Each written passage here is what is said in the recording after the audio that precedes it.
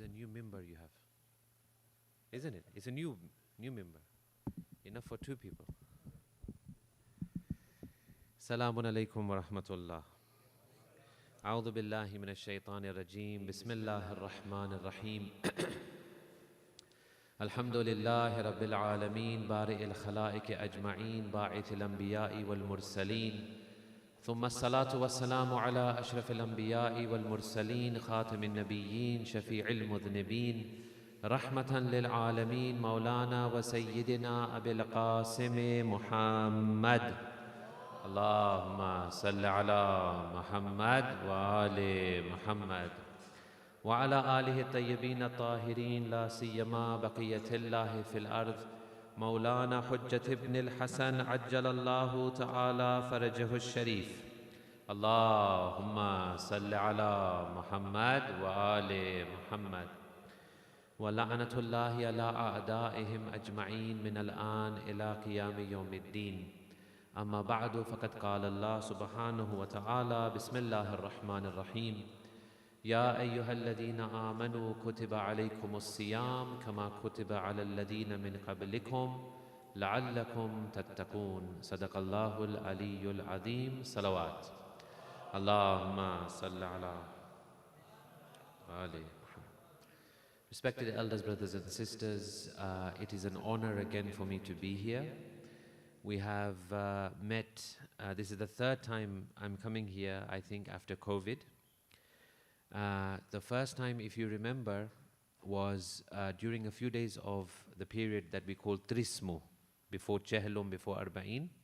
I had come for a few days, and I won't ask you what the topic was, because I'm sure you all remember it very well, especially in this time of fasting, the last part of the Roja, which is extremely, that intense period. But anyway, let me remind you that in those days of Trismu, from the 30th, for a few days when we were here, we took the subject of mercy of Allah subhanahu wa ta'ala. And we looked into that in different angles, and we looked into it especially from the point of view of family life. How does the mercy of Allah help us or influence us or shape our families? And we'd also made a number of references, because I know that throughout the world this is a hot topic, but even in this Jamaat I know it's a hot topic. We touched on masculinity and femininity, because I know it's a very hot topic. Throughout the world and here as well, it is a very hot topic. We didn't touch upon feminism, because that has other connotations which definitely we do not want to go down that road, otherwise it's a bala upon bala. But anyway, we touched upon masculinity and femininity. Then the second time was during Chehlum, Arba'in, 2 years ago, I believe, 2023. I was fortunate to be amongst you, and we discussed the topic of namaz.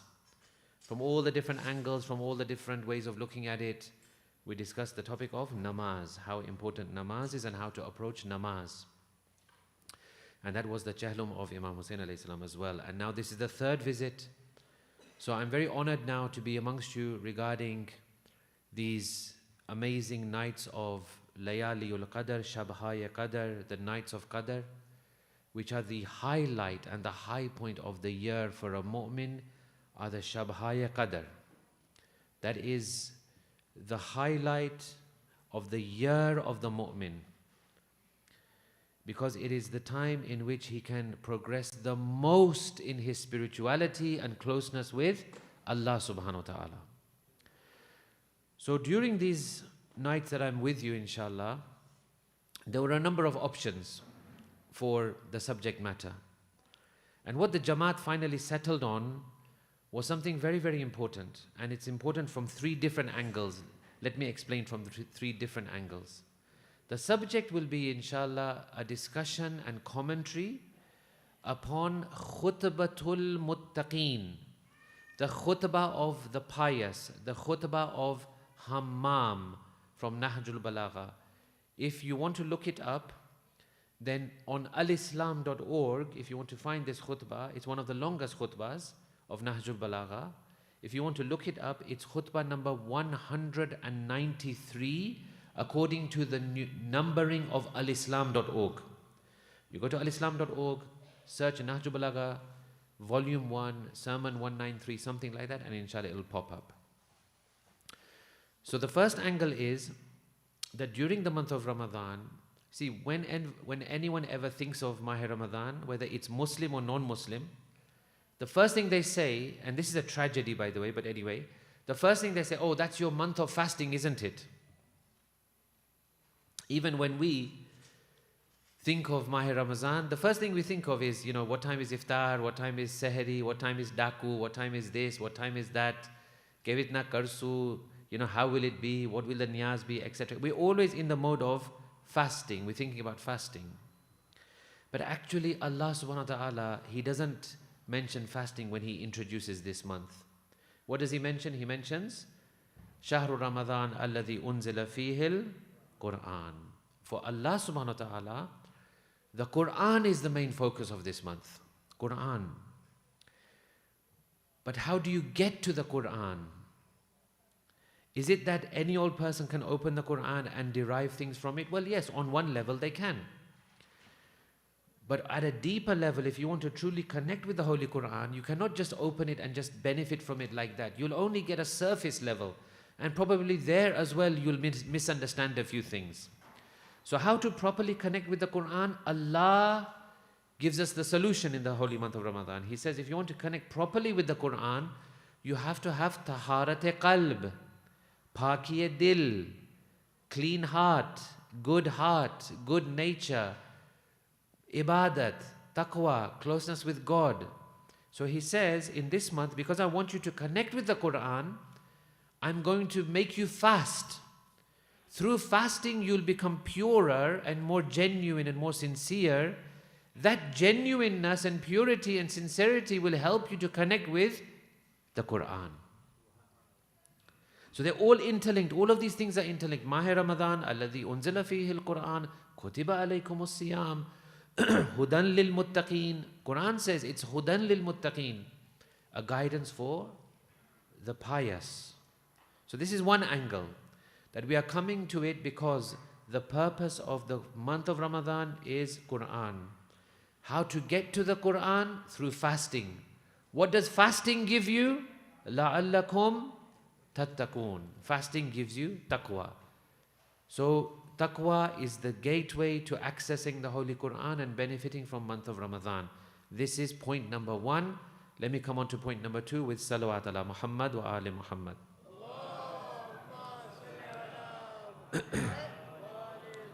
Point number 2 is as follows. The Holy Prophet of Islam, he stands up in the month of Sha'aban. Amirul Mu'mineen narrates that one day Rasulullah stood up and he addressed us as follows: Ayyuhan nas qad aqbala ilaykum shahrullah bil barakati wal rahmati wal maghfirah. O people, the month of Allah is coming towards you with blessings, with mercy and with forgiveness. That whole khutbah, it's a long khutbah. Rasulullah goes into a lot of detail.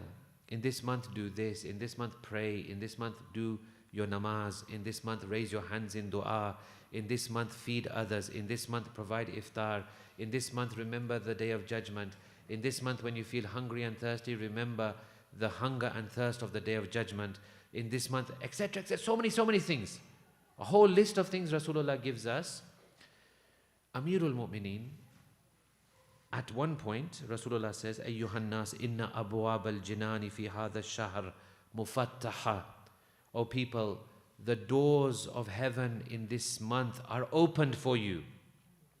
Fas'alu rabbakum an la yughalliqaha alaykum. Say to your Lord, pray to your Lord that He doesn't shut them upon you. Wa abwab an-niran mughallaqa. And the doors of hell and fire are shut. فَاسْأَلُوا رَبَّكُمْ أَنْ لَا يُفَتِّحَهَا عَلَيْكُمْ. Pray to your Lord that He doesn't open them upon you. وَشَيَاطِينَ مَغْلُولَةً. And the devils are chained. فَاسْأَلُوا رَبَّكُمْ أَنْ لَا يُسَلِّطَهَا عَلَيْكُمْ. Pray to Allah that He doesn't make them have authority over you. You get the idea. Again and again, mentioning thing after thing. قَالَ أَمِيرُ الْمُؤْمِنِينَ. In the middle of this khutbah, Amirul Mu'mineen has a question for Rasulullah. How many things have been mentioned? Tens of things. Amirul Mu'mineen he wants to simplify for us. He stands up and he says, Ya Rasulallah, faqumtu faqultu, I stood up and I said, Ya Rasulallah, O Prophet of God, ma afdalul a'mal fi hadha shahr. You've said so many things, but what is the best? What is the best of them? Is it feeding? Is it iftar? Is it charity? Is it dua? Is it namaz? Is it namaz al-shab? Is it ziyarat of Aimma alayhimus salam? All of these different things that we want to do in this month. But what is the best? Rasulullah gives a reply which is a back-breaking reply. Usually, we think of what to do in Ramadan. Rasulullah says what not to do. He says, Ya Abul Hasan, afdalul a'mal fi hadha shahr al-wara'u am maharimillah. O Abul Hasan, O father of Hasan, the best deed in this month is to have restriction on yourself from breaking the laws of Allah. In other words, don't do anything else. Yes, you have to fast. Don't do anything else. Don't do any of the mustahabbat. Don't do the Quran. Don't do the feeding. Don't do the silay rahmi and all of these other things which are mustahab, can be wajib as well, but generally they can be mustahab as well. Don't do these things, but I want you to definitely keep away from sins. Have taqwa. Have fear of God. Khawf-e khuda. Khawf-e ilahi. Have khawf-e khuda. Have a fear of God in your heart. Have that feeling that whatever I'm doing, Allah is watching me. Have a feeling that whatever I'm doing, my Lord will take account of me one day. That is the best thing to do in this month. Azizani Girami, why do we fast every year but our taqwa does not rise? Why is it after Ramadan finishes, Eid comes, maybe on the day of Eid we are doing so many bad things sometimes. Maybe after that we go back into bad habits. Why is this? If as-siyam is there, لَعَلَّكُمْ تَتَّقُونَ, to make us more pious, then why are we not becoming more pious? So that is the second angle. First angle was لَعَلَّكُمْ تَتَّقُونَ, linking with Quran. Second angle is question of Amirul Mu'mineen to the Holy Prophet, that what is the best thing to do? And he says, Al-wara an maharimillah, to have taqwa in this month is the best thing. Now the third angle, with salawat ala Muhammad wa ali Muhammad.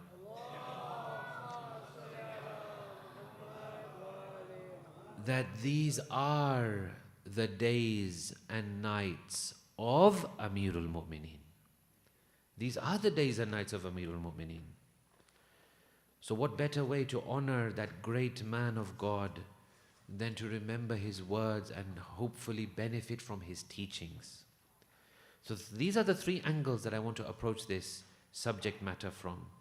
Number one, from the aspect of fasting linking with the Quran and linking with taqwa. Number two, the question of Amirul Mu'mineen to the Holy Prophet, and the Holy Prophet saying the best deed in this month is to have wara' or taqwa from the haram things that Allah has made haram. And number three, the nights and days from tomorrow onwards are dedicated to Amirul Mu'mineen. And let me tell you something right now before we go any further, and I'll mention more tomorrow. I'll explain more tomorrow. How blessed we are to have the memory of Amirul Mu'mineen on the Shabhaye Qadr, on the nights of Qadr. Because one who does not have wilayat, there is no Shab-e Qadr for that person. One who does not have wilayat of Ahlul Bayt, there is no Shab-e Qadr for that person. We'll explain more tomorrow, inshallah, how our blessed Imam Sahib al-Asri wa Zaman, Allahumma salli ala Muhammad wa ala Muhammad, is the absolute gateway of Shab-e Qadr. Aslan, Shab-e Qadr doesn't have a meaning if you remove Hujjat-e-Zaman, Hujjat of this time, our 12th Imam. It doesn't have a meaning. Otherwise, Surah Qadr actually becomes redundant. Anyway, inshallah, we'll try to cover more of that tomorrow. Now, this great khutbah of Amirul Mu'mineen, we are not going to be able to finish it in 8 nights, but we'll do our best to cover as much as possible. Can I ask you one more time to recite Salawat ala Muhammad wa ali Muhammad? Ruwiya anna sahiban li Amiril Mu'mineen. It is narrated. This is the way Sayyid Razi has recorded this. Who is Sayyid Razi? Sayyid Razi is who? Who? Quick? Compiler of Nahjul Balagha. Don't forget that. Great, great personality. Buried in Baghdad. When you go for the, buried in Qazmain, when you go for the ziyarat of 7th and 9th Imams to Qazmain, pray a Fatiha for Sayyid Razi as well. He's done something unsurpassed. He compiled this book, Nahjul Balagha, second only to the Quran. So this is the way he's recorded this. Ruwiya anna sahiban li Amir al-Mu'mineen. It has been narrated that one of the companions of Amir al-Mu'mineen, yuqalu lahu Hammam, who was known by the title Hammam. Hammam is what? There is Hammam and there is Hammam.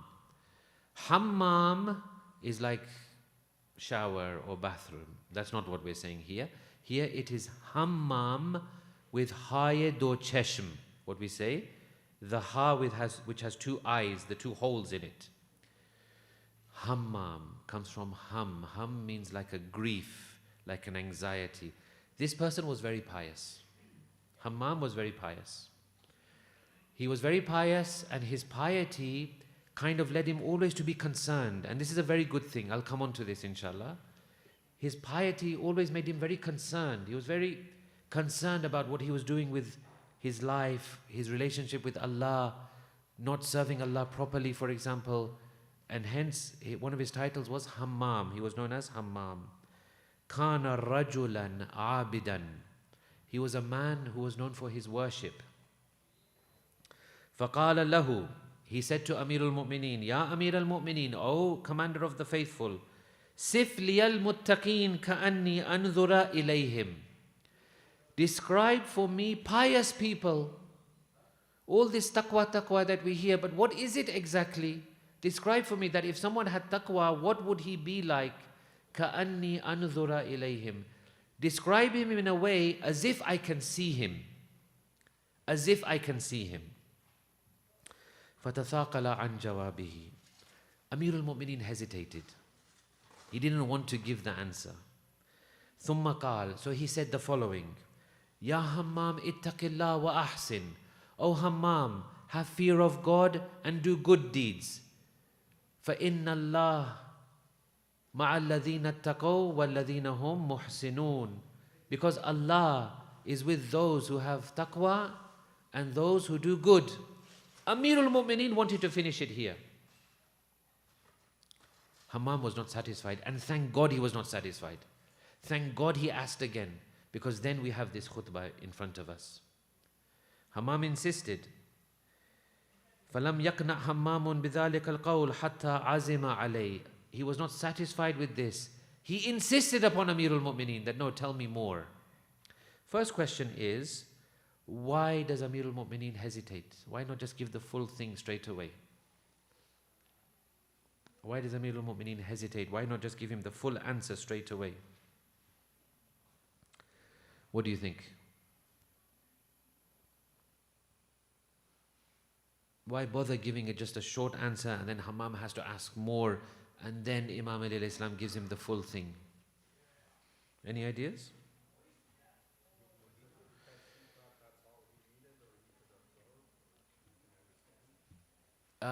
No, but then he gives much more. Yeah, he gives more after asking. So the question is, why doesn't he give it in the beginning? So you'll see this a number of times in the different Imams. They have this way of doing things. Someone comes and asks them a question. You could have three people asking the same question. They'll give three different answers depending on the level of that person.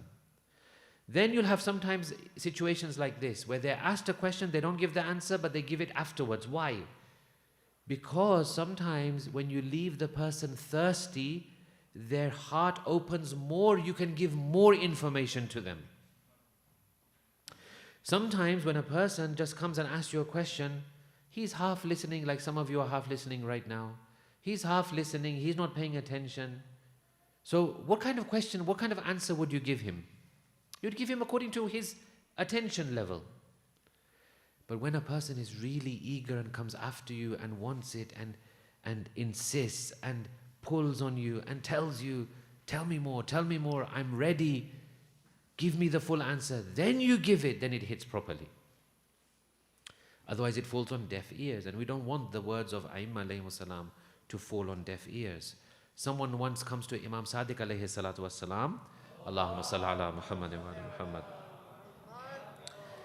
And they said to Imam Sadiq, what you have taught us today, please listen very carefully, I know it's coming to the time of iftar, another 1 or 2 minutes and then I'm done. He comes to Imam Sadiq and he said, what you have taught us today is like gold. He said to Imam Sadiq, what you have taught us is like gold. Imam Sadiq says to him, how dare you compare my words with a stone? Gold doesn't match my words. These are the words which have been inspired by Allah subhanahu wa ta'ala. These are coming from a very pure source of knowledge. This is the ulum of the anbiya, the knowledge of the prophets, the knowledge of the former generations and the latter generations. How can you compare my words to a stone? So we don't want the words of Aimma alayhi wasallam to go to waste. Therefore, they sometimes do this. They prod, they will tempt someone and then they will leave it until that person insists, and then they will give the full answer. Inshallah, I think we leave it at that for this evening. From tomorrow we'll discuss the lines of the khutbah. We'll go through line by line as much as we can, and we'll take out from that the different points that we can benefit from to help change our lives and hopefully acquire taqwa. We pray to Allah for tawfiq and for the quick zuhur of Imam Zaman. Can I ask you all to recite Salawat ala Muhammad wa Ali Muhammad?